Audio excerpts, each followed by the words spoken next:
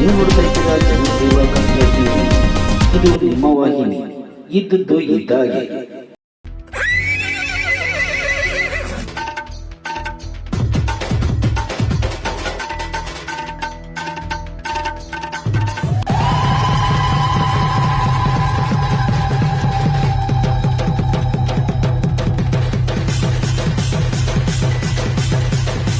ಸಮಸ್ತ ನಾಡಿನ ಜನತೆಗೆ ಗೌರಿ ಗಣೇಶ ಹಬ್ಬದ ಶುಭಾಶಯಗಳು. ಶುಭ ಕೋರುವವರು ರಾಮಲಿಂಗು, ನಗರಸಭೆ ಸದಸ್ಯರು, ಮಂಡ್ಯ. ವಿಜೃಂಭಣೆಯಿಂದ ಎಲ್ಲರೂ ಆಚರಿಸ್ತಿದ್ದಾರೆ. ಸಾಧ್ಯವಾದಷ್ಟು ಮಣ್ಣಿನ ಗಣಪತಿಯನ್ನು ಪೂಜಿಸಬೇಕು ಅಂತ ಹೇಳ್ತಾ